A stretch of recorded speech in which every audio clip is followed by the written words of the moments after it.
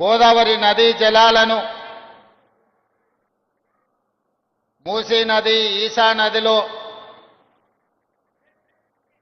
సమ్మేళనం చేసి హైదరాబాదు నగర దాహార్తిని తీర్చడానికి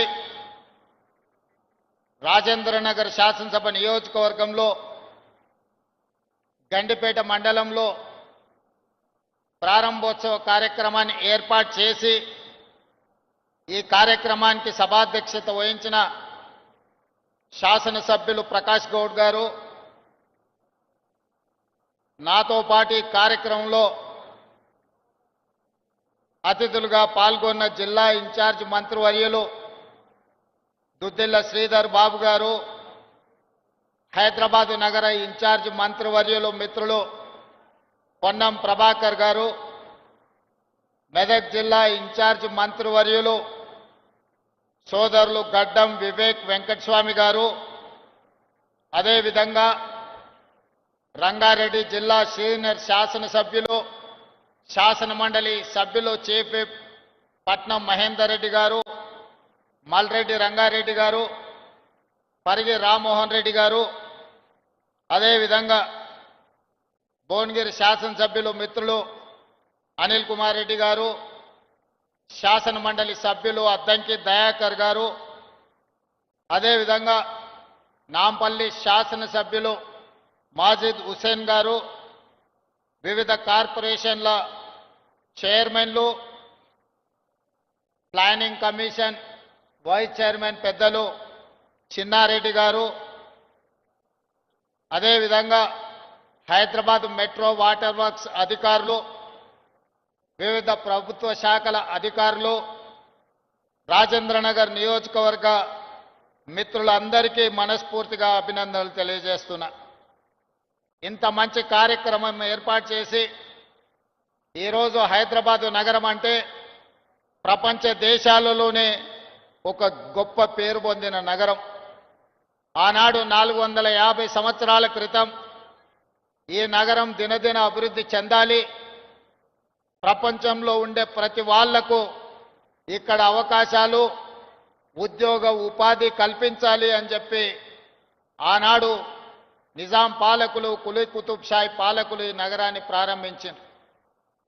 ఆనాడు వారు నిర్మించిన చార్మినార్ కావచ్చు, గోల్కొండ కోటలు కావచ్చు, ఆ తర్వాత నిజాం సర్కార్ 1908లో ఈ నగరం మీద వరదలు ఉప్పెనై కమ్మేసి వేలాది మంది ప్రాణాలను బలి తీసుకున్నప్పుడు నిజాం పాలకులు ఆనాడు మోక్షగుండం విశ్వేశ్వరయ్యను ప్రపంచంలోనే పేరెన్నికగన్న ఒక గొప్ప ఇంజనీర్ను ఈ ప్రాజెక్టుల నిర్మాణానికి, మూసీ నది పరివాహక ప్రాంతము, ఈశా నది పరివాహక ప్రాంతం నుంచి వచ్చే ఈ వరద ముప్పు నుంచి ప్రజల్ని కాపాడడానికి 1908లో దాదాపుగా 115 సంవత్సరాల క్రితం ఈ నగరం యొక్క ప్రమాదాన్ని నివారించాలి అని చెప్పి ఆనాడు నిజాం పాలకులు నిర్ణయం తీసుకున్నారు. వారు ప్రపంచంలోనే పేరెన్నికగన్న గొప్ప ఇంజనీర్. వారి యొక్క దూరదృష్టితోని ఈ ప్రాంతంలో వికారాబాద్ అడవుల్లో పుట్టిన మూసీ నది నుంచి వచ్చే వరదను నియంత్రించడం ద్వారా ఉస్మాన్ సాగర్, హిమాయత్ సాగర్ ప్రాజెక్టులను నిర్మించి వరదల్ని నియంత్రించడమే కాదు, ఈ నగరానికి తాగునీరును అందించే పెద్ద కార్యక్రమాన్ని ఆనాడు తీసుకున్నారు. 1920-22లో ఈ ప్రాజెక్టులను పూర్తి చేస్తే 100 సంవత్సరాల పైగా ఈ నగరానికి వస్తున్న వివిధ జిల్లాల ప్రజల్ని, వివిధ రాష్ట్రాల ప్రజలను, వివిధ దేశాల నుంచి వచ్చే ప్రజలకు ఈరోజు తాగునీరు అందుతున్నది అనంటే ఆనాడు నిజాం సర్కారు దూరదృష్టితో ఆలోచన చేసి ఉస్మాన్ సాగర్, హిమాయత్ సాగర్ ప్రాజెక్టులను కట్టడం ద్వారా ఈరోజు మనకు తాగునీటి సమస్య తీరింది. కానీ ప్రతి సంవత్సరం దాదాపుగా 3% ప్రజలు హైదరాబాదు నగరానికి వలస వస్తున్నారు. ఈ ప్రాంతంలో ఉద్యోగాల కోసం, ఉపాధి కోసం, ఈ నగర అభివృద్ధిలో భాగస్వాములై ఈనాడు 1.5 కోటి జనాభాకు దాదాపుగా మనం పెరుగుతున్నాం.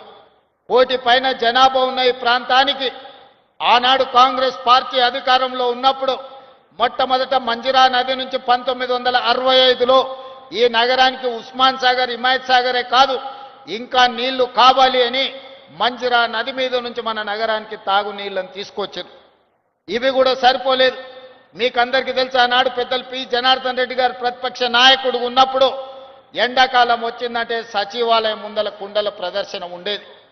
నగరంలో ముఖ్యంగా బస్తీలలో తాగునీటి సమస్యను పరిష్కరించడానికి 4 రోజులకు 5 రోజులకు వారానికి ఒక్కసారి ఆనాడు తాగడానికి నీళ్లు వచ్చేవి.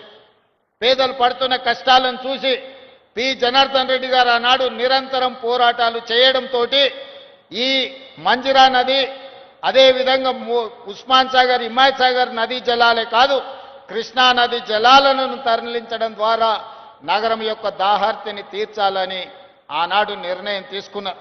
అందుకే కృష్ణానది నుంచి నాగార్జున సాగర్ నుంచి ఈ నగరానికి తాగునీటిని తరలించే కార్యక్రమాన్ని 2002లో ప్రారంభించారు. ఆ తర్వాత ఫేజ్ 1, ఫేజ్ 2, ఫేజ్ 3 3 పథకాలను ఆనాడు Congress party doctor YS Rajasekhara Reddy గారు ముఖ్యమంత్రి